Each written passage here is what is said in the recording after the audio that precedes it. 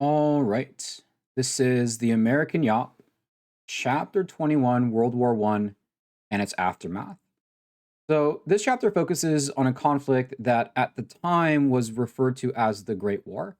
They couldn't call it World War One when it was happening because they didn't know that a World War Two was going to break out. So, we might just say that World War One is the same thing as the Great War. And this is a conflict that stretched from 1914 until 1918 in terms of the year. And there's a lot of things that are significant about this conflict. It's said that World War One might be the first modern war in terms of things like technology, but also attitudes towards war. Kind of that saying, war is hell. Certainly, a lot of that saying is evident by this conflict. It is also sometimes described as the first total war, and a total war is in which really all resources of a given society need to be mobilized in order to dedicate themselves to the war effort. So, all of these nations put in everything that they had in order to fight this war. And like the sort of title suggests, it was a global war. And one of the major reasons why it was a global war was because the earlier era in world history was the era of imperialism. So you had the 10 or 15 industrial nations of the world conquer the globe. And after their conquest of the globe, World War One is kind of when they all fight each other. So, for example, when Britain goes to war, India goes to war. India is a British colony. When the United States goes to war, the Philippines goes to war. So, if we think about imperialism as being the kind of predecessor to World War One, it does kind of make sense, sort of in that respect. So, as far as the outbreak of the conflict is concerned, or the prelude to war, there are several contributing factors to why World War One broke out. In fact, we kind of already mentioned one earlier, and that was imperial competition. During the era of imperialism, for the most part, imperial nations worked together. Remember when the industrial nations came together for the Boxer Rebellion to put down a rebellion in China? But there was some competition over territories or over colonies. And a lot of the tension is centered around the emerging German Empire and its Kaiser or leader, Wilhelm II. So we can say about Germany, Germany was a new, we might say, industrial power. And the new Kaiser, again, Kaiser is German emperor, wanted essentially what's been called a place in the sun. So, Germany, for example, had just recently kind of become one of the world's leading industrial powers, economic powers, and military powers. But by the time that Germany was kind of, we might say, like, new on the stage, or by the time that they had ascended to this position, much of the world's colonies had already been taken, right? Imperialism was already underway. And so the question was, well, what colonies are for Germany? And the German Kaiser Wilhelm said, we want colonies. Germany wanted colonies. Well, problem, most of the land has already been claimed by other imperial nations. Wilhelm said, in order to get colonies, Germany needs a strong navy. And so this desire for colonies, this desire for a strong navy, put other nations kind of in an uneasy position, right? Germany was threatening what had been historically a pretty balanced system of power in Europe at the time. And especially this point about the navy, this was very threatening to countries like Great Britain, for example, which had the most powerful navy at the time. So German ascendancy and their demand for colonies, their demand for a strong navy, wanting a quote unquote place in the sun, really disrupted this even balance of power that kind of kept things peaceful for quite some time. Now, not just because of Germany's ascendance, but because of politics more generally, it was very common for European nations to ally themselves with one another. And so, one of the contributing factors to imperialism is going to be alliance making, right? Or alliances. And these various alliances don't necessarily mean that war is a possibility, it just makes war more likely. When you have an alliance with a stronger country, what it means is that you're not as afraid of war, right? And this kind of makes the incentive for war a little bit stronger. On the side of the Triple Alliance was Germany, Austria Hungary, which we'll just call Austria for short, and Italy on the side of the Triple Alliance. So these countries all had each other's back. On the side of the Triple Entente is Great Britain. So already the fact that Germany is trying to build a bigger navy than Great Britain, that's already a problem. We have France and we have Russia on the side of the Triple. So once again, it essentially means that because these nations are allied to each other, let's say that there's a conflict between Austria and Russia, both of them are pretty confident about going to war because they know they have backup, right? And that kind of creates an incentives for conflicts. Another significant contributing factor to this is, or yeah, we'll go ahead and put this here, is going to be nationalism, right? Nationalism. And we're going to see how nationalism plays out specifically in the Balkans.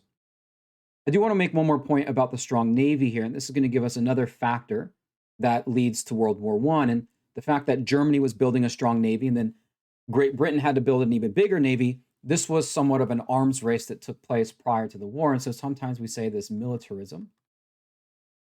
And we know this from an earlier chapter because a lot of these things aren't completely like unique to Europe. In fact, we saw some examples of this in the United States. Think about the earlier chapter when we said that the US built a modern navy, right? A lot of nations were kind of seeking to do this, but when one nation starts building up its army, it could be reason for alarm.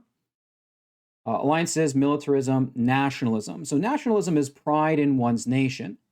And every single country had a certain degree of nationalism, but nationalism became a very big problem in an area called the Balkans.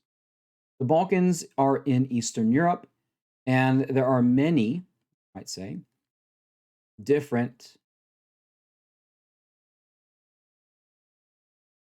and conflicting national identities, right, in the Balkans. And for the most part, what the situation in the Balkans is like, at least sort of in this time period, is that the Balkans are primarily, we might call them a Slavic nationalism. That is a sort of Eastern European nationalism. But countries that controlled the Balkans weren't always belonging to the same kind of nationalist background. So, for example, Austria Hungary, which is mostly a German nationalism, right? Austrians are more like Germans. Austria Hungary controlled much of the Balkans. A lot of Eastern Europeans lived in Austria Hungary. You also had an Islamic empire, the Ottoman Empire. The Ottomans were, more Turkish, Islamic in their faith. The Ottoman Empire controlled the Balkans or influenced the Balkans. And really, the nation that saw themselves as kind of the protector of this part was Russia, because Russia happened to also be very similar in terms of nationalism. And the czar or ruler at the time was Nicholas II. So, czar is the Russian title for emperor. Tsar Nicholas, we'll call him the ruler of Russia. And in his eyes, defender of Slavic nationalism, really globally. They saw themselves as the protector of the Slavs. And so, in areas that the Germans or the Austrians controlled, Slavics, and in areas where the Ottoman Empire controlled them, there was a certain sense by not just Nicholas II, who was the czar or ruler, but certainly by the Russians, that they need to defend them. And so this sort of tension between different national identities in this somewhat remote region of the world, the Balkans, ends up blowing up into the fuse or the cause of World War I.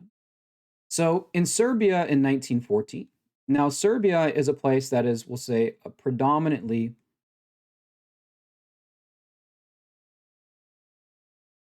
Slavic in national origin, but ruled by Austrians, right? Ruled by Austrians. The Austrian Archduke, the Archduke is a title for like prince. We'll call him the Austrian prince. Visits Serbia in 1914 for a parade. Gavrilo Princip, he is a Serbian nationalist. So he is, Serbians are part of kind of the broader Slavic national identity. So Gavrilo Princip and others who are like him, Slavic nationalists, they want to kick the Austrians out. They don't want to be ruled by people who don't share their same national identity. They want a country in Serbia that can be completely free from Austrian rule. Or let me take that back. They want Slavic people to be free from Austrian rule, right? It's not just good enough. Serbia actually exists as a country at the time, but they want to kind of make sure that all Slavic people are ruled by other Slavs, not ruled by outsiders, right? Not ruled by Germans. So it's when Archduke Franz Ferdinand is visiting Serbia in 1914 that Gavrilo Princip is part of an assassination plot to kill him. He shoots and kills the Archduke, essentially leading to the series of events that is the start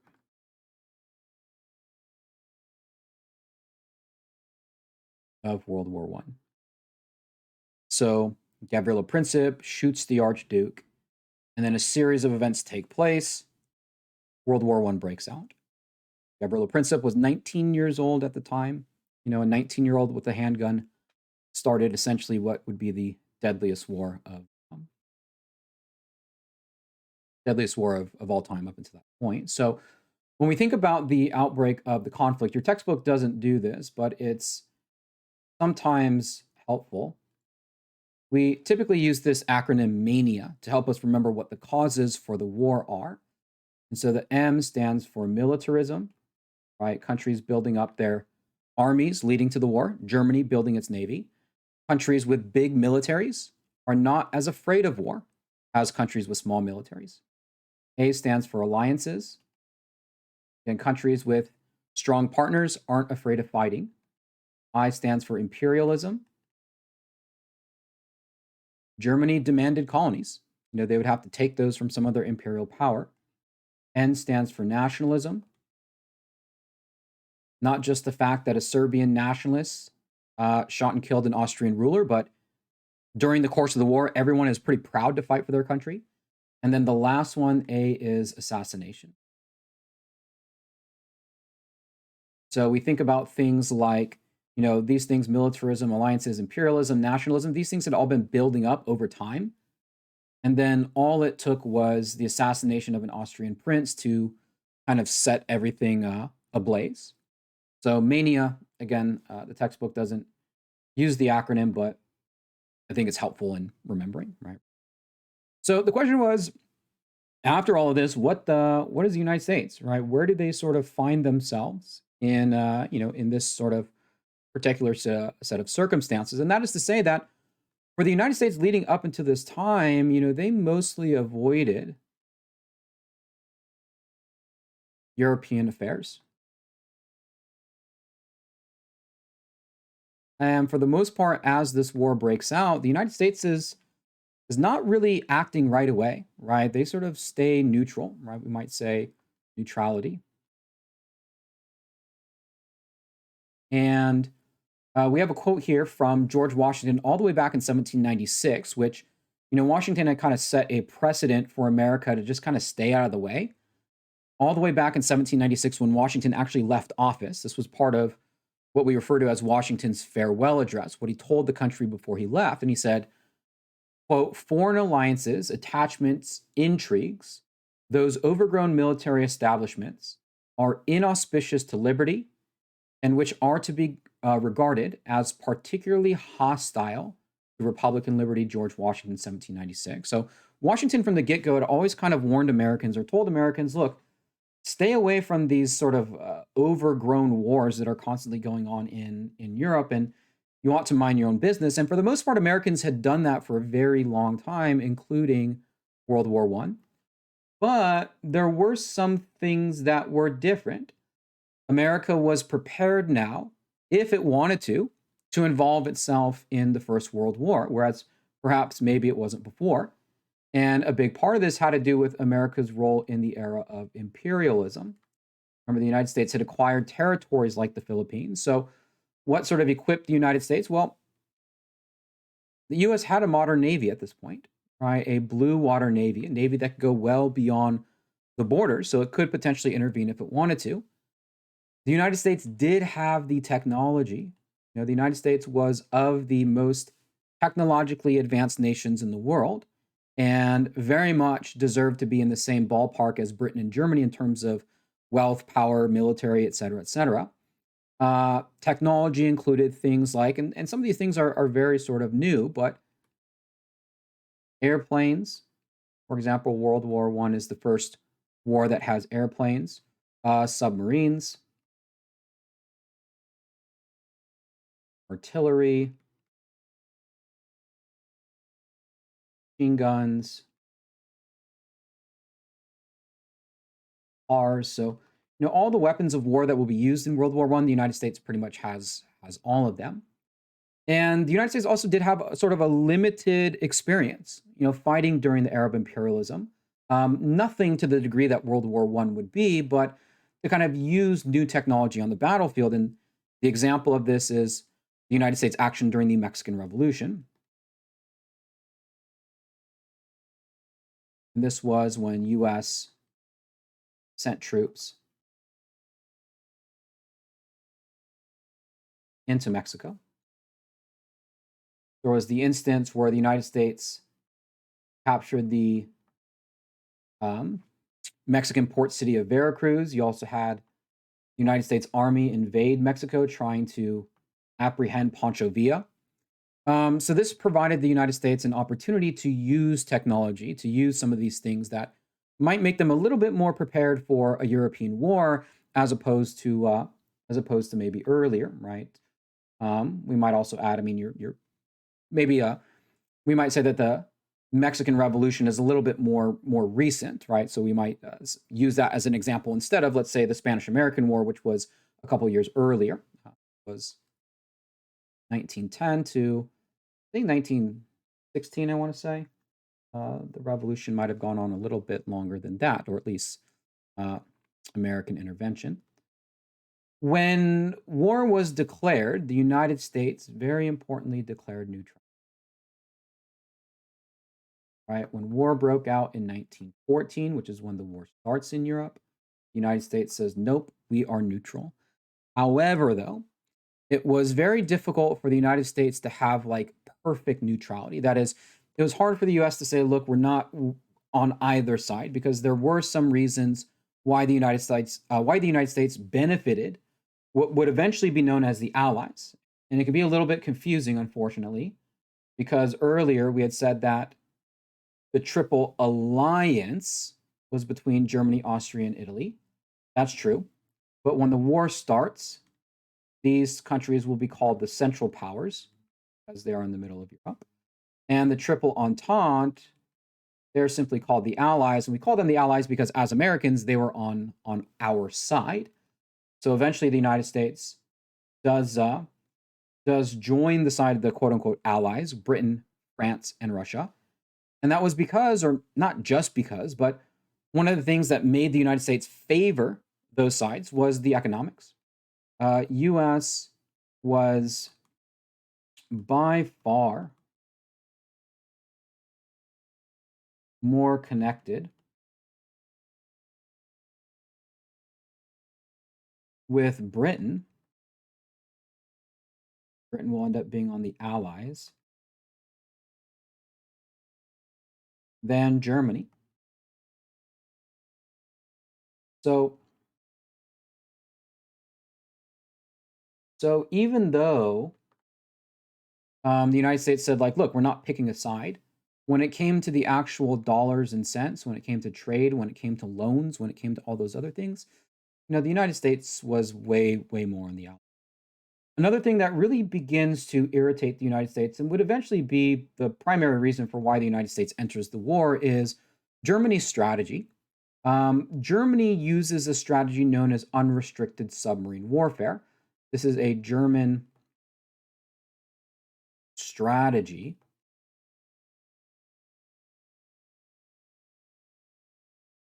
to sink all ships. By all ships, we mean also non-combat ships, or what do you call it? Civilian.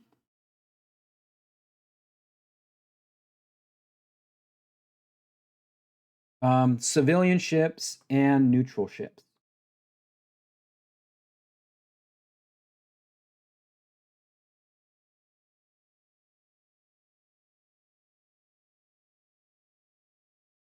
On a room here. Civilian and neutral. So, and that's essentially what unrestricted means, right? It means that Germany is just, they're going to shoot every ship that they see. And the reason why they did that was because what the British would do is the British would raise an American flag and say, look, don't shoot us, we're neutral. Or the British would oftentimes smuggle weapons on civilian ships and then tell the German submarines, look, don't shoot us, we're civilian. So the Germans said, look, we're just going to shoot every single ship that we see, civilian, neutral, whatever, right? Doesn't matter. Unfortunately for Americans, but maybe more unfortunately for Germany in the long run, was that Americans got caught in the cross. And this was really a big problem. One of the most famous cases was the Lusitania. This was a civilian ship, which at the time, they didn't know this, but was actually carrying weapons. We discovered that later on. Civilian ship, we'll say, sank by Germany. And as a result, over 100 Americans killed. And so when the Lusitania was sunk, or really any time that Americans got caught in the crossfire, the United States would demand Germany, look, you need to do something about your submarine warfare. And for the most part, in the years leading up to American involvement, the Germans were pretty willing to back off of this, right? So Americans might get caught up in the crossfire in 1915, 100 Americans killed. There's outrage in the United States. The United States demands, hey, Germany, you can't shoot civilian ships. You can't shoot neutral ships. Germany backs down and kind of keeps the United States at bay for the time being. Section 3, war spreads through Europe.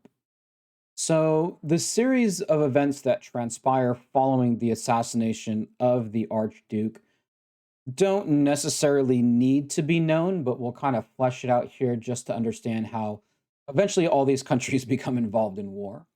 So, after the Archduke was assassinated, it started with Austria declaring war on Serbia. Essentially, the Austrians blamed the Serbian government, gave them a list of demands. The Serbian government rejected one of those demands, and so Austria declared war. That caused Russia, remember, Russia was the protector of all Slavic people, saw themselves as the protector of Serbia, mobilizes. And mobilizes means to like get ready for war. It doesn't necessarily mean attack or declare war, but start moving troops and start, kind of bringing up weapons and all those other things, Russia begins to mobilize not only against Austria, but also against Austria's ally, and that is Germany. So it looks as if, from the German perspective, the Russian troops are sort of on their way. Germany, in response, says, look, it's time to go to war. And they end up declaring war on Russia. So, two countries turns into four countries. Now, Germany, believing that this war could potentially involve Russia's ally, actually decides that in their first major attack, they're going to attack France. And France is Russia's ally. So again, kind of wanting to get off the first punch, we might say, Germany decides to attack France. And in doing so, when they go to attack France, they move through Belgium. Now, Belgium is not allied with anyone. They are a neutral country. So when Germany attacks France by violating the neutrality of Belgium, that's enough for Great Britain to say, hey, wait a minute, Germany, you can't do that. So Great Britain declares war on Germany. So very kind of complicated in terms of how it descends into chaos, but pretty soon you end up with a circumstance in which most of the countries in Europe are at war with each other. And an important point to note is that all of these countries essentially chose war in some way, shape, or form. I mean, maybe you can make the exception for France, right? There's an old joke that says, look, all these countries were in a bar. Serbia spilled a drink on Austria. So Germany punched France in the face, right? It's, and the joke is that France had nothing to do with the outbreak, yet they find themselves on the receiving end of kind of the first major attack. But for example, one of Germany and Austria's allies, Italy, Italy, when the war broke out, they said, no thanks, right? We're not actually going to join this conflict. And in fact, as the war progresses, Italy will actually end up on the side of the Allies with Britain and France. So, yes, the alliances made war more possible and certainly made countries less afraid of going to war, but, it didn't mean that every country had to go to war, right? They had a choice and they all chose conflict. On the side of the Allies, we've got, again, just to kind of make sure we know who's fighting who, we have Great Britain, we have France, we have Russia, and later, United States. That's why we call this side the ally, because as Americans, they were on our side. We don't join until 1917. Central powers is Germany, Austria-Hungary, and the Ottoman Empire decides to join theirs. Those are the major countries fighting each other: Britain, France, Russia, United States versus Germany, Austria, and the Empire. So as far as the type of warfare goes, World War I is, at the time it was one of the deadliest wars, but since then, there have been other more deadly conflicts in terms of more people actually dying. But World War I is arguably the most brutal war. Now, when the war began, the Germans launched a very aggressive and large attack against France. This is called the Schlieffen Plan. This is Germany's attack on France. And it's the first major kind of battle during the war in 1914. And for Germany, their problem, we could say, was they had enemies on both sides. The Germans had the French to the west and the Russians to the east. And how do you fight two different countries on both sides? Well, the idea was to attack France in 1914 and defeat them quickly, and then to focus on Russians. The Germans did make progress into France, but failed to capture the capital city. And German armies and French armies began to dig in defensive positions known as trenches. And for the next 4 years, warfare in World War I would be defined by trench warfare. So trench warfare is more or less, we can describe this as kind of very bloody stalemates. Stalemates means that no side is really able to win and no side is really able to attack effectively. Neither side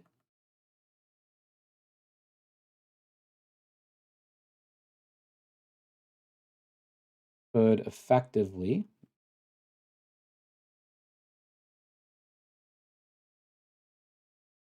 we'll say, attack slash win. Another term for this is a war of attrition, which meant that neither side really was trying to win because they couldn't, but each side was trying to just bleed the other side out. And because there was a stalemate on what was called the Western Front, and the Western Front was where the majority of fighting during World War I took place. This was on the German France border. Most of it was in France because Germany had packed into France with the Schlieffen Plan. Nations looked to expand the war, and one example of this was Gallipoli. Gallipoli was a British, it's a failed attack on the Ottoman Empire, and this took place in Turkey. And it's interesting because, like we mentioned earlier, that when nations went to war, so too did their colonies. And so there was fighting in places like Africa. There were ships in Asia battling each other, because all these nations had a global presence. It meant that, well, yes, that they were going to be involved in sort of battles and other skirmishes taking place around the world. Now, during the course of the war, the battles during World War I really aren't all that important because, yes, there is a large loss of life, but because trench warfare was really a stalemate, neither side really made progress. So battles weren't like very decisive in that way. But there were some important things that ultimately led to American intervention and ultimately just important things more broadly. In 1917, Russia exited the war. Russia did very poorly in the war. Russia did poorly. That the Tsar, I'm Tsar Nicholas II, abdicated. Abdicated means gave up his throne. And after abdicating the throne, a provisional government took place. There would be a revolution in Russia, which we'll talk about here in a moment. But what this led to was Russia's exit from World War I. Russia did so poorly. The Russian Tsar abdicated, gave up the throne. A revolution took place in that country because, not just because they did so poorly, but for other reasons. And then Russia left. And so that was really bad news for the Allies at the time, really good news for the Central Powers. However, at the same time, as Russia was leaving, the United States was just getting started. The Germans in 1917 resumed unrestricted warfare. And the Americans said this was a big no-no, right? You weren't supposed to do this because Americans had got caught up in the crossfire before. The Lusitania was sunk, and the Germans were risking having the Americans become involved in the war, and that's exactly what happened. Germany didn't do itself any favors. They sent what was known as the Zimmermann telegram. This was an effort to get Mexico to essentially, at the very least, not fight, but to be against the US in return for American land.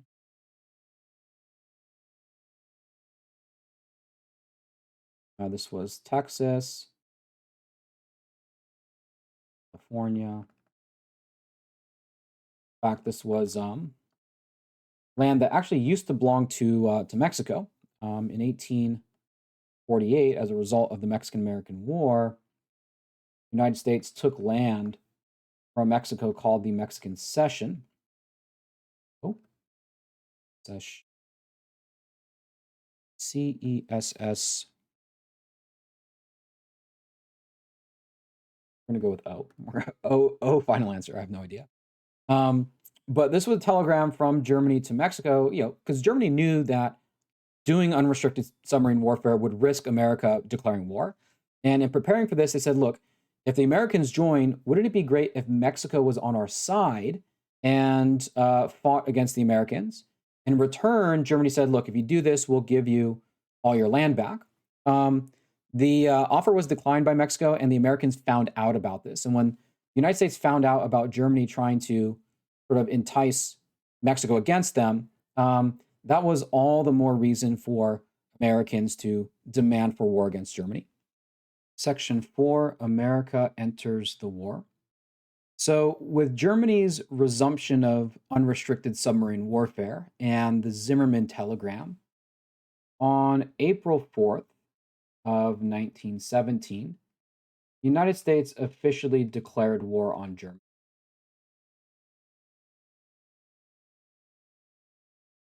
And this was America's entry into the First World War. Now, at the time, the United States, even though it had made a lot of progress in terms of technology and its navy and everything else, the United States hadn't been engaged in a total war for the past 3 years. And so it really needed to get all of the supplies, or it needed to mobilize all the resources necessary to fight. First and foremost, to fight a war, you need an army. The United States Congress in 1917 passed the Selective Service Act. This was a draft for the US military. So Americans were called upon, forced into conscription to fight in the First World War. And upon being drafted, various physical and mental tests determined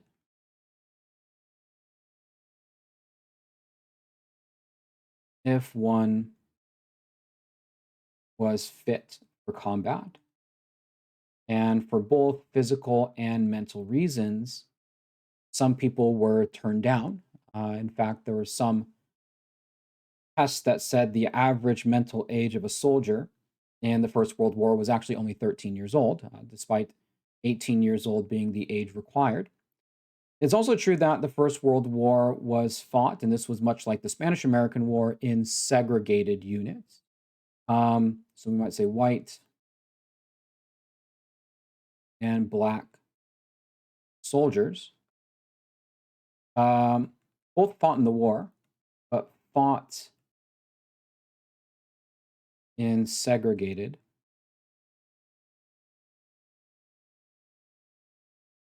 units.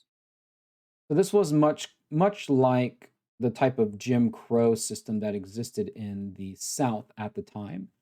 And what is kind of interesting is that when some black soldiers served in World War One and fought in France, um, they found that racial discrimination in France was not like racial discrimination at home, and in fact, we might say that black soldiers in France made discrimination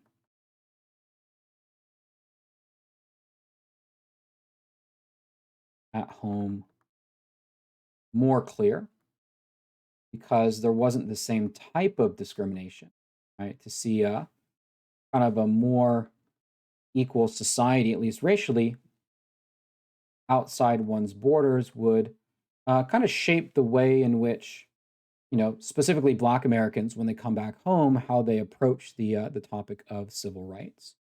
Now, as far as America's entry into the war, one of the things that the United States provided was a serious kind of boost of morale or fighting spirit.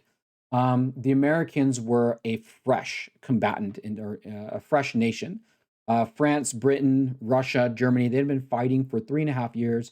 They were pretty beaten down. They were worn out. They were starved. The Americans were coming into this war fresh. In fact, so fresh. This is funny now that I think about it. Like Pillsbury. They were so fresh that American soldiers were referred to as doughboys. This was a nickname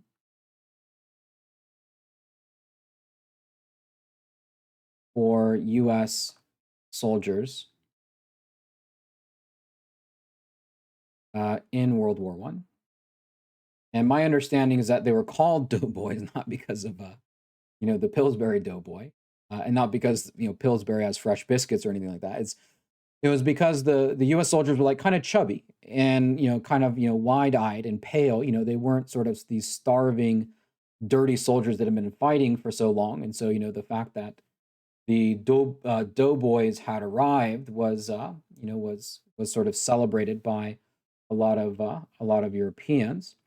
And so, at home, there was certainly a kind of patriotic fever that swept across the nation, right? Nationalism was a big motivating factor in a lot of other countries around the world, and we see here a parade held by the Boy Scouts, kind of calling Americans to take up arms and do their responsibilities.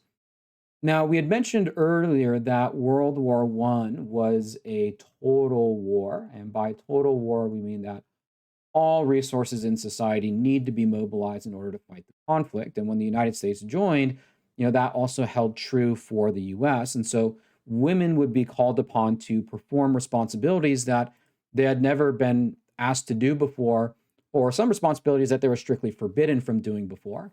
And so, for the most part, during the war, women say took up traditionally we'll say male responsibilities or jobs. So some examples of the role that women played in World War One include things like telephone operators,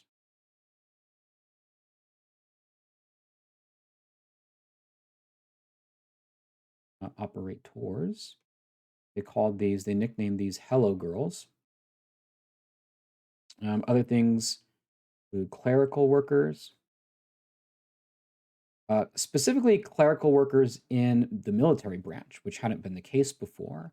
Nurses, women had served as nurses before, and in various other kind of medical roles, like physicians, for example. Now, unfortunately for African American women or for Black women, many of these organizations that were kind of focused towards the war effort, in which women were they were sort of inhabiting roles they hadn't inhabited before. They were often excluded or barred for Black women. So Black women in particular, we could say, were barred, banned by some of the volunteer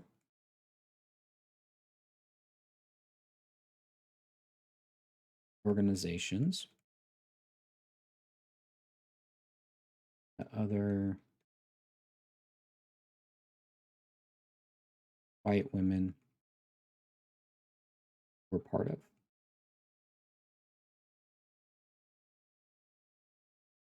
All right, moving on to the next section on the home front. The home front refers to what happens. I mean, maybe it's obvious, maybe it's not, but at home, right, domestically. And World War One is one of those conflicts that it doesn't really hold a central role in the popular imagination of Americans because there are other conflicts that kind of overshadow it. World War II, the Vietnam War, the Civil War, the American Revolution. But when World War One was going on, Americans were very much aware that the conflict was going on at the time, and the civilian population was very engaged in the war effort. In the last section, we talked a little bit about mobilizing the soldiers and various other kind of volunteer organizations, the manpower, or men and women power, required to fight the war. But it wasn't only about raising an army, and it wasn't only about raising an army. That war needed also a mobilization of opinion. That is, Americans needed to be convinced that this war was right, and they needed to continue to justify it. And so, with the First World War came really what is considered like the first propaganda campaign in American history. Um, The United States created the Committee on Public Information, otherwise known as the CPI. And the CPI created, again, public information. Propaganda would be maybe not quite as nice of a way of putting it. But created, we'll say information. Information to persuade people to support the war. This could be things like people giving speeches. They gave speeches like before, when you'd go to watch a movie or there's some big gathering, I don't know, like a church or something, you might have some people come up and give you a speech real quick on why you need to support the war. They created posters.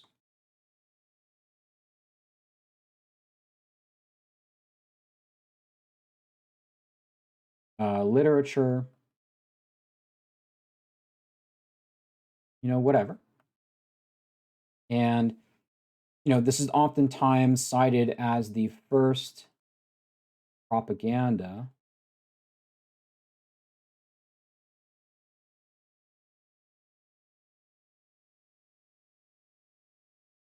in US history.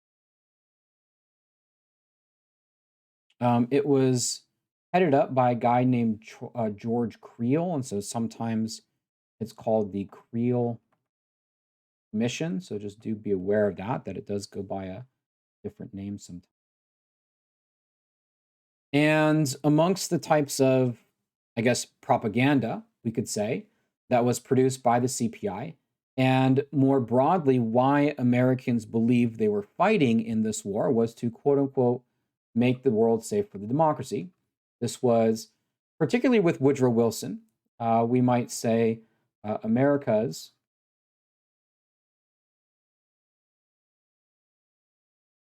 and Wilson, the president, Woodrow Wilson, justification for fighting in World War One, part of the messaging. And so if Americans believe that democracy lie in the balance, then hey, yeah, maybe they'd be more motivated to fight. So the CPI was one way that Americans could mobilize people's minds, but that wasn't the only way. Because what do you do with those people that, even after you feed them propaganda, they still don't want to get on board with the war effort? They can seriously damage America's war effort, especially if it's a democracy, right? If Americans vote to end the war tomorrow, that's a risk to victory. So Congress followed up or in addition to the CPI, Congress also passed a series of laws known as the Espionage and Sedition Act, or Espionage Act and Sedition Act, 1917 and 1918. These laws are more or less the same thing, but what these laws did was they made public protesting the war illegal. And a big kind of aspect of this protest was to um, not just like protest the war in general, but to encourage, say, draft dodge. That was a big problem, or at least that's what was kind of a major motivation behind these laws, because the U.S. draft, the Selective Service Act, that was the way the United States was going to get an army. And if you had people out there saying, look, if you get drafted, don't go, right? We encourage you to draft dodge, which is what draft dodging means. That was portrayed as a serious threat to the United States. Under these laws, there were specific groups of people that were targeted more than others: immigrants, labor unions, those who adhered to radical politics, And so, probably what is the most clear thing from these laws, and you might be asking yourself this, is, well, isn't this a violation of the First Amendment? Right? Isn't that a violation? And the answer, in short, is yeah. It does limit one's freedom of speech to oppose the draft or oppose the war, but because it was a time of war, Congress felt that it was necessary in order to do this in order to secure victory. So, mobilization can come from the soldiers, it can come from people's attitudes and opinions, but it also requires money. And in fact, this is probably one of the most kind of overlooked and underrated aspects when it comes to warfare. And that is, warfare is expensive, and having a lot of money is very beneficial. And so, the primary way that the United States funded the war, and this was true of all countries, was through war bonds or events like Liberty loan drives. And so, Liberty loans or war bonds, this was a way, we'll say a way for the US government to raise money for the war. And the way that war bonds worked, or to call them war bonds wasn't good enough. They had to call they had to call them like Liberty bonds, for example. So if you bought a bond, you were kind of doing your patriotic duty. And the way that it worked is that a citizen would buy a war bond from the government. The government would get money from the citizen. That money would be spent on a soldier or a gun or artillery or whatever it was. But the citizen held on to the bond, and that was an IOU to pay you back at a later time. So it was kind of like an investment for citizens. They were promised that they would get more money at a later time if they gave their money to the government now, and then the government used that money in order to in order to fight the war. And so with that, we see that the United States has mobilized the men and women, the money and the minds. Right? Those are kind of the things that you need. You need men, soldiers, women, people. You need money to fight a war, but you also need people's minds, and all these things sort of contributed to that.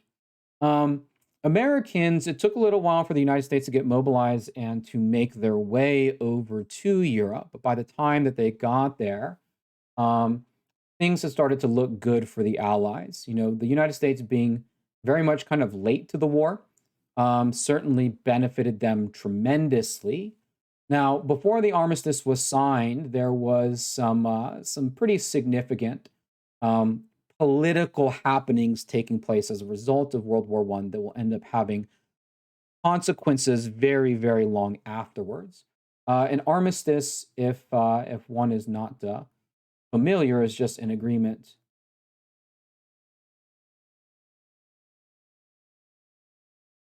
to stop fighting. So, Americans declare war in April 1917. You got to put all the troops on the ships. You got to sail the ships all the way across the ocean. You got to unload the ship. So, by the time that Americans actually got into World War One and started fighting, it was already late 1917, 1918. And the armistice comes in 1918. So, the United States is actually only fighting in the war for maybe less than a year, at war for a little bit over a year. But maybe most importantly, in terms of the outcomes of World War One, is what happens in Russia. Remember in the last section that we said the Tsar abdicated and Russia left the war. Well, in the meantime, the question was, who is going to rule Russia? And when the Tsar abdicated, Russia more or less devolved into a civil war. And by devolving into a civil war, there was one faction that ended up kind of beating out all the other factions, and that was Vladimir Lenin and the Bolsheviks. We'll say about Vladimir Lenin and the Bolsheviks that these are the communist faction in Russia that takes power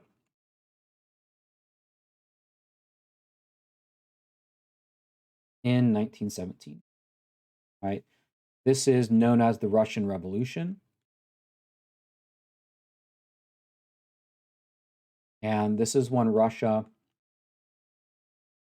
transforms into the Soviet Union. And the Soviet Union is the first communist country in the world. So we will definitely get back to Russia and now the Soviet Union after World War II. But kind of an important thing to note is that this allowed Russia to leave the war, and now Germany in 1918, after the Russians had left, can now focus all of their troops against the Western Front. And that's exactly what they did. And where Americans were appearing was the Western Front. So the German Spring Offensive, we might say that Germany took all troops from Russia and attacked west into arriving Americans. So it's true that when you look at America's role in World War One, when you compare the United States to other countries lost far more soldiers, right? They had fought much longer. The United States was separated by the Atlantic Ocean, but if you look at 1918 and just this year, a lot of the last battles of World War One, Americans are front and center, right? Americans did do some very heavy fighting in some of the later stages of the war. In fact, the American forces in Europe are sometimes referred to as the American Expeditionary Forces. So this is the United States.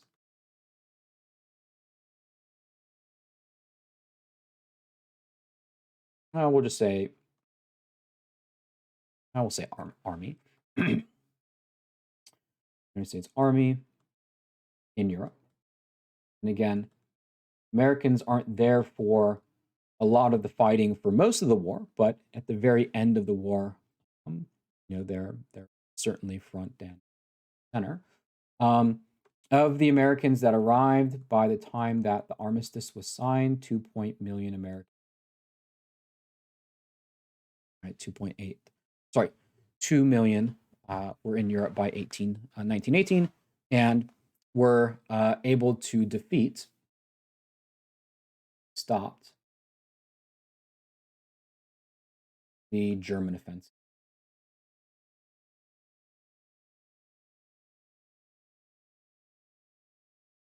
So really not, unable to find victory, Germany decides to stop fighting. In 1918, an armistice is signed.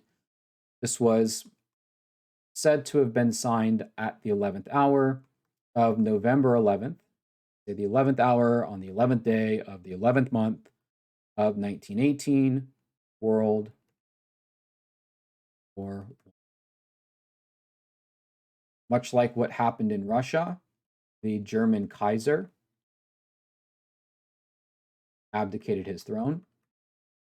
Germany would be put into a couple of years, I would say, of,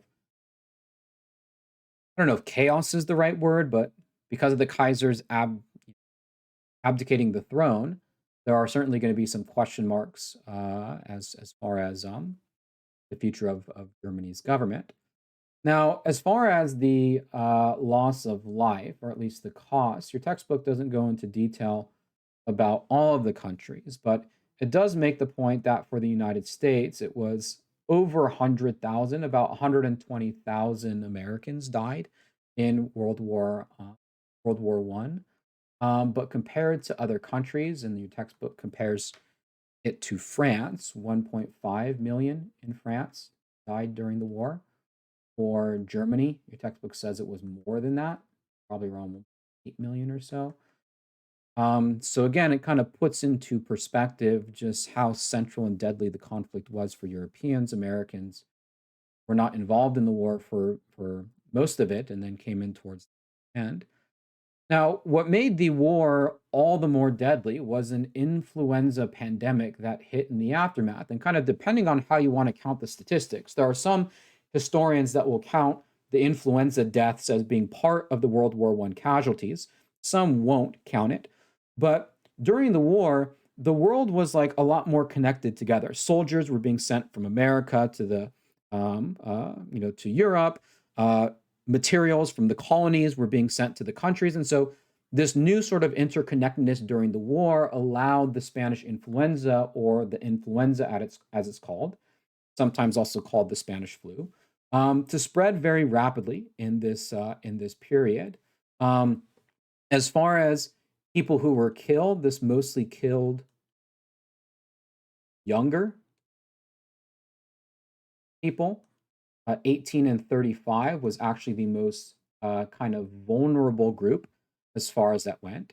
And it's estimated that 50 million died worldwide. So, a very bad flu or influenza. Section 8, a lot of sections in this chapter.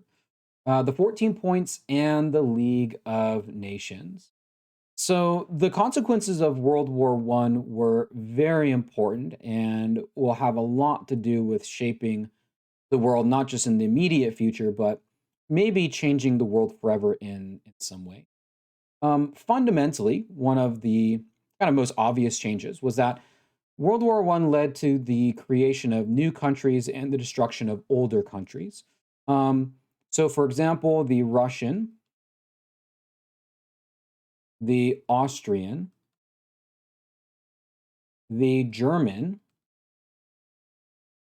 and finally the Ottoman empires all were gone,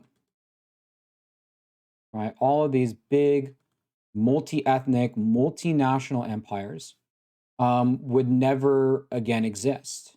And this is an American history class, so we don't really have sort of the background on these things. But, things like the Ottoman Empire, the Ottoman Empire had been around since like the year 1200. It'd been around for 700 years. The Russian Empire had been around for 400 years or something like that. So these were long-standing empires that had centuries and centuries of history, and World War One just got rid of all of them, right? Wiped them all out. Um, why can't? Oh, gone. Okay. Um, Also, new countries were created. A lot of these countries were created out of the remnants of these earlier ones. So, countries like Poland, for example, were created. Countries like Turkey in the Ottoman Empire would eventually sprout up. Um, that's pretty much good for now as far as new nations go. So, the aftermath of the war meant new countries, old countries died, new countries were born, borders were redrawn, right? And to be frank, redrawn in a way to suit the victors. I mean, you look at these empires here: Austria, Germany, and the Ottoman Empire. They were all on the losing side of the war, and Russia, they may as well, they may as well have lost because they exited the war in revolution. So, the victors, when we think about the ways in which the borders are redrawn, the victors are one of the beneficiaries, right, of that. Now, as far as the peace process goes, there were, first of all, the peace was held in Paris, and more broadly speaking, this is sometimes referred to as the Peace Conference. And in 1919, a little bit after the Armistice, the world's major powers met in Paris to discuss what was going to happen after the war. And in terms of determining what the fate of the world would be, which is essentially what they were doing, it would be the countries that won. So it would be Great Britain, it would be France, and it'd be the USA. So again, the USA finds itself in a very kind of good position here because even though the USA spent most of the war really just kind of doing business and making money, they now find themselves not just on the winning side, but also at the table where they can determine what the future of the world will essentially look like.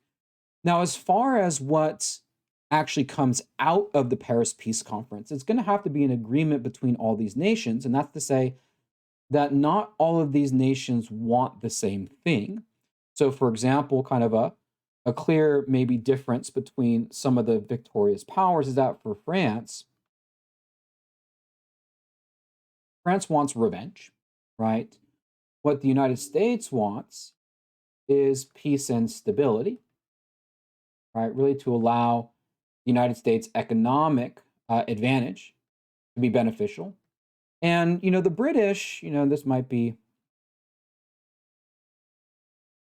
maybe slighting the British a little bit, but they want to maintain their British Empire, right? They don't want to change things up too much. So, these three nations are going to have to decide through their kind of competing values, what essentially do they want? And what they end up with, at least with Germany, is the Treaty of Versailles. So the Treaty of Versailles is the treaty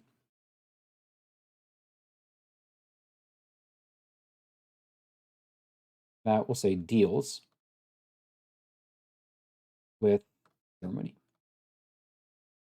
And there are many conditions of the Versailles Treaty, but the one that your textbook, or the two that your textbook mentions, first is that Germany is going to be disarmed. And as far as Germany being disarmed, this really benefited the British. Again, they don't have to compete with that growing German navy. They don't have to compete with a Germany that is going to go out and get colonies. Germany being disarmed means that Britain can maintain its imperial position.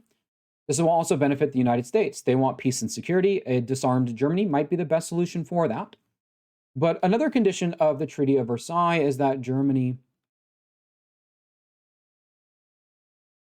is to pay reparations for the war.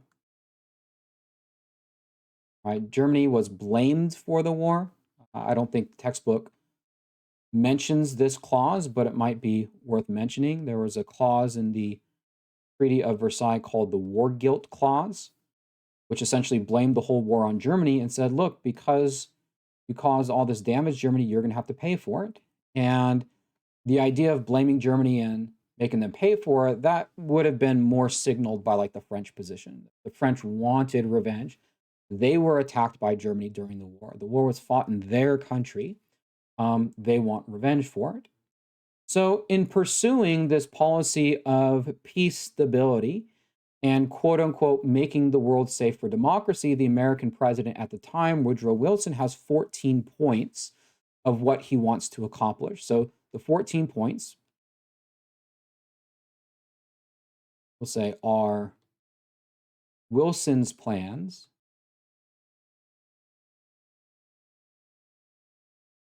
for the post World War I world. Right? He goes there wanting 14 things. We're not going to list all 14 of them because they aren't important, but this would be essentially, designed to keep peace. So, for example, Wilson said he wants some sort of like disarmament or at least a reduction in militaries. Militaries were a problem. He says, hey, look, no more alliances. Alliances were a problem. Wilson says he wants national self-determination. That means, nobody should rule over anyone else as far as nationality goes, because he looks at, well, look, this whole thing started from the Austrians ruling over the Serbians. So Wilson says, well, everybody should kind of rule themselves. But the one thing from the 14 points that we should know is Wilson's proposition for a League of Nations. And this was part of the 14 points.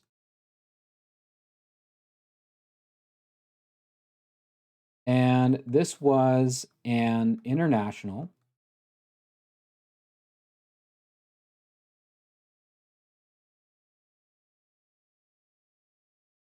peacekeeping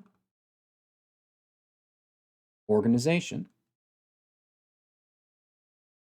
So its goal was to keep peace and to make sure that war would never happen again. This was kind of like, not exactly, but kind of like a world government. And the hope was that the League of Nations would prevent a war like this from ever happening again.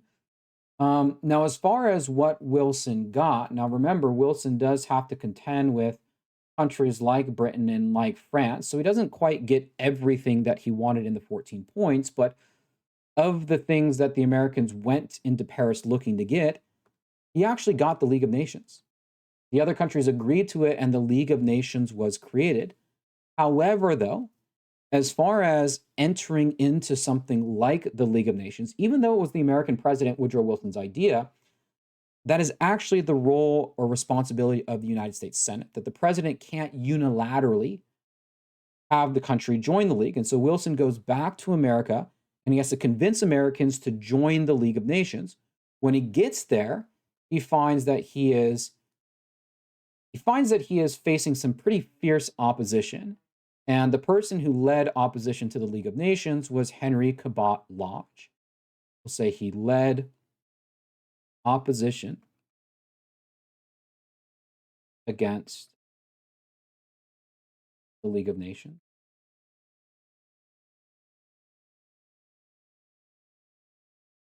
And, one of the ways that sort of Lodge, sort of the way that he might have argued this was to say that, look, for the United States, there are national interests. That is, what is in the best interest of the United States? And then there might be international interests. That is, what is best for the world, right? That might mean peace. And this is represented by the League.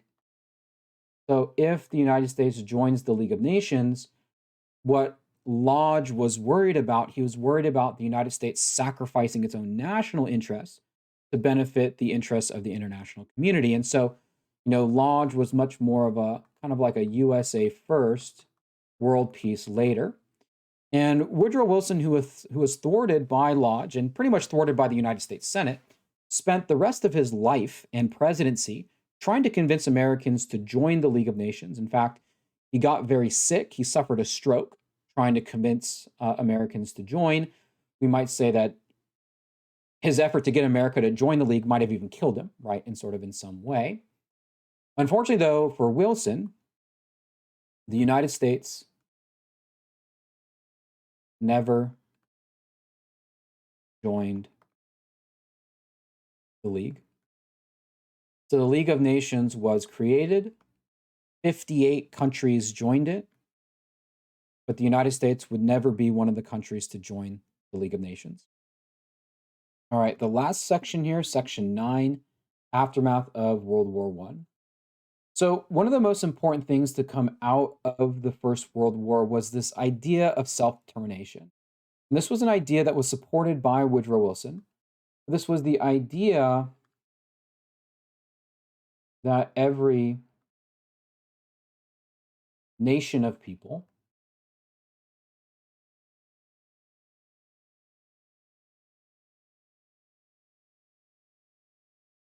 should rule themselves. Again, inspired by the situation that led to World War I, Austrians ruling over Serbians or Slavic people, Serbian nationalism leading to the assassination. And so what Wilson believed was that, well, if all the Serbians just lived in Serbia and all the Austrians lived in Austria and all the Polish people lived in Poland, and if everyone just kind of ruled themselves, if everyone had national self-determination, then there would be peace in the world. And so when Wilson kind of brought this idea up, what he was doing, and he actually did this kind of unintentionally, was he was challenging the system of imperialism. Because what self-determination suggested was that, countries like India, controlled by the British, and Vietnam, controlled by the French, Korea, controlled by Japan, and the Philippines, controlled by the United States. Self-determination said, and essentially was antithetical to imperialism.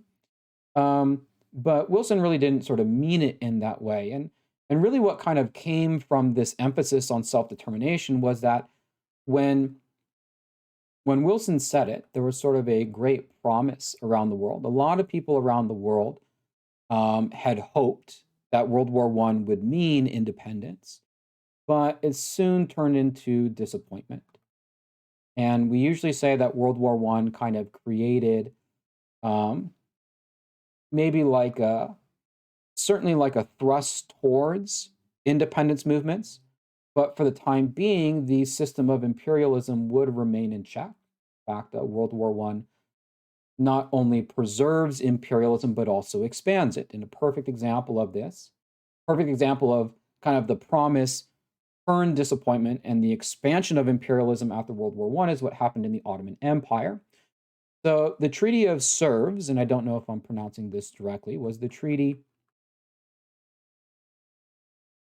for the Ottoman Empire. And the Ottoman Empire were amongst the losing powers.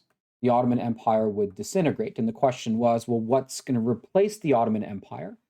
And that's when a lot of, Arabic people, Arab nationalists, had hoped that would lead to a independent Arabic countries. Well, instead of allowing for independence, what happened as a result of the Treaty of Sèvres is that territory in the Ottoman Empire was divided up into what are known as mandates. Mandates are ruled by outside powers like colonies. Some have said that, a mandate is just a colony by a different name. And the issuing of mandates after World War One was just a way for imperialism to expand. So, for example, when it came to the mandate system for Britain, what Britain claimed was territories of Iraq, Palestine, and Jordan. These were British mandates, so almost like British colonies. And for France, it was places like Syria. However, Turkey emerged as an independent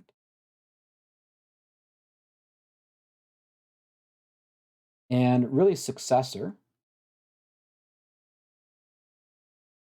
state to the Ottoman Empire. And in Turkey,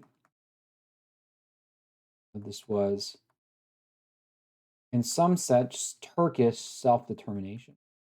So it's not to say that after World War One, nobody got self determination, right? We used the example of Poland earlier, for example. Poland did become a country. Turkey became a country, but for a lot of places like Iraq, Palestine, Jordan, Syria, what they found themselves in a situation was not independent, but instead just under British rule or under French rule. And as we kind of progress in some later chapters, we'll talk more about how self determination becomes an important global force, really after World War II. World War II is what ends imperialism. World War One maintains it and in some ways expands it, but it does sort of give this idea of national self determination a lot more legs as far as moving forward goes. So that's kind of one major impact, we might say, of the aftermath is the idea of self determination and its aftermath. Another one is the Russian Revolution. And, certainly given the history, not just of the United States, but of the world since the Russian Revolution, maybe at the time it wasn't quite clear how momentous this event was. The Russian Revolution, like we mentioned earlier, was the transformation of Russia to the Soviet Union. It was the first communist country in the world, and we might say provided. Actually, we'll do this of the Russian Revolution. We'll say it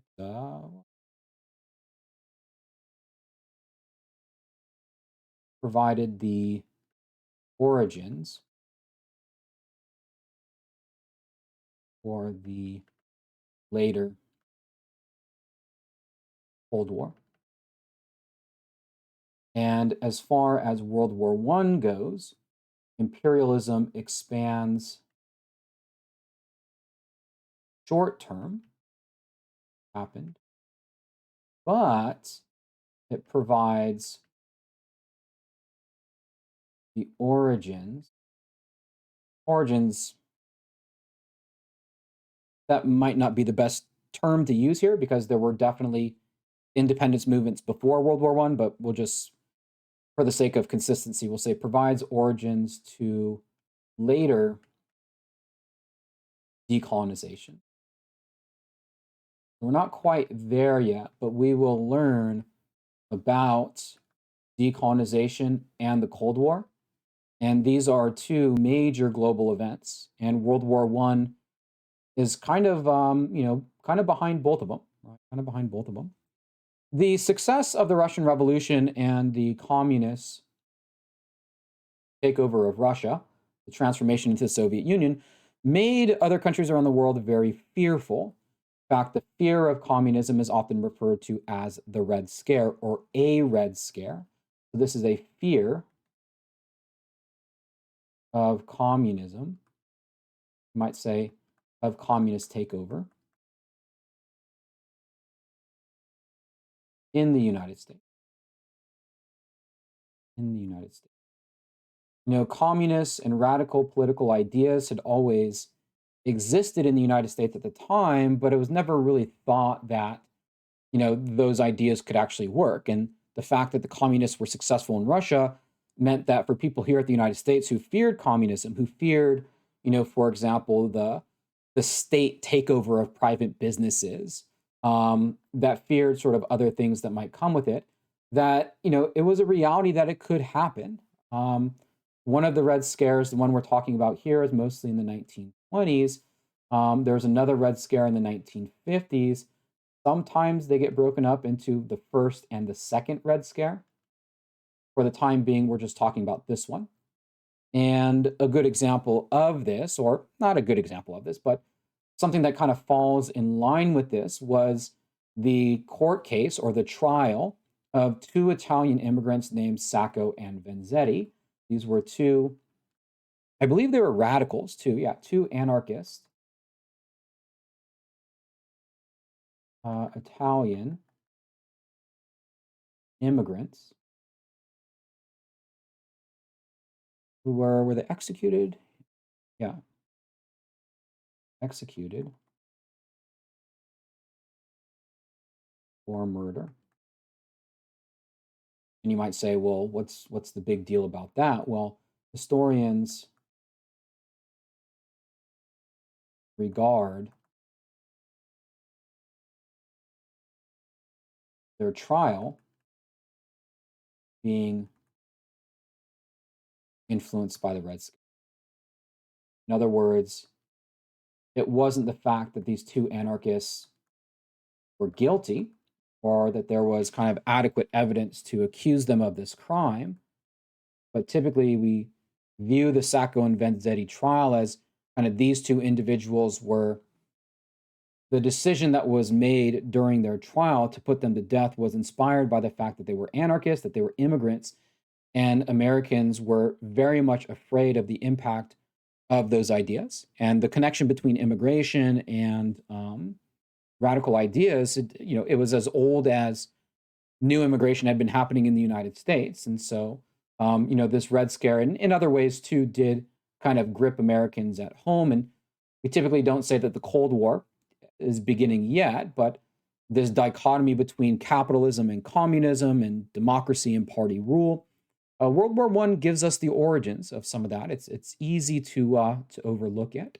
In fact, we have an image here of U.S. troops in Siberia in 1918, and what these soldiers are doing here is that when World War One was over, the United States actually left some troops in Europe, and they left them not to fight the Germans, but they left them potentially to fight the communists, believing that.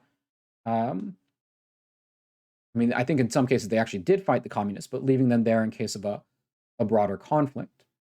So the rise of communism, national self-determination, independence movements getting going. Another big consequence this time domestically was the Great Migration.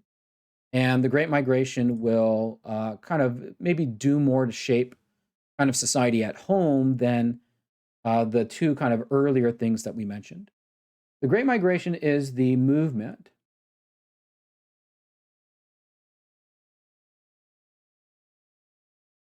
of African Americans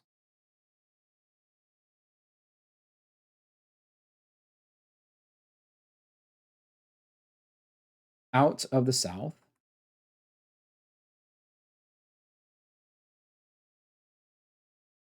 into the North, right? By the millions. And we can think of the Great Migration as being maybe even similar to immigration, although technically any migration that takes place inside of a country is usually called in-migration as opposed to immigration. But the same thing that we said about immigrants applies to African Americans, and that is the push and pull factor, right? Why, first of all, why are African Americans leaving the South? Well, it has to do with some of the things we talked about earlier. Jim Crow, uh, lynchings, the assault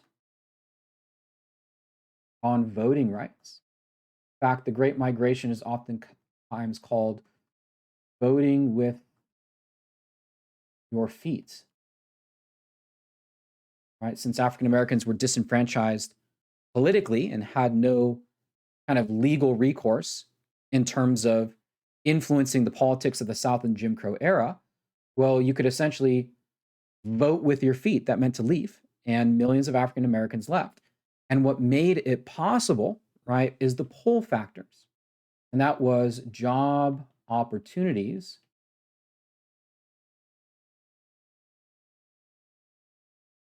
provided by World War I. When World War I broke out, there were thousands of factories operating in the northern United States that needed workers. And even though Jim Crow, lynchings, the assault on votings, those things, were all happening in the South before the war, but the biggest obstacle that African Americans faced was they had no place to move to, right? No pull factors.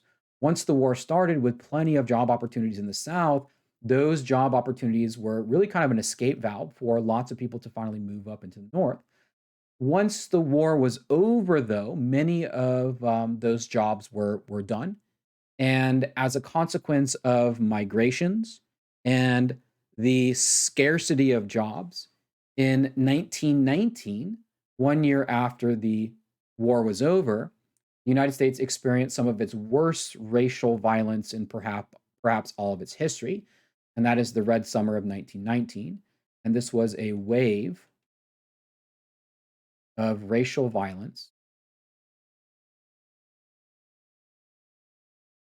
And unlike the violence of Reconstruction, this was in the North and the West. Right? This was not violence that was specifically in the South. Right? This was happening in cities like Chicago and Detroit and some of these other areas that had a significant African American population. Probably one of the more infamous examples of this was the Tulsa race riot in Oklahoma in 1901. And so, as we'll learn in later chapters, the influence of the war, the Red Summer of 1919, it's going to change a little bit of the way in which African Americans posture towards civil rights. And we'll go ahead and conclude this chapter here with a few quotes that kind of illustrate this maybe different approach when it came to civil rights. And this different approach is going to be more confrontational, less kind of willing to accept the status quo, and not necessarily more aggressive, but more assertive.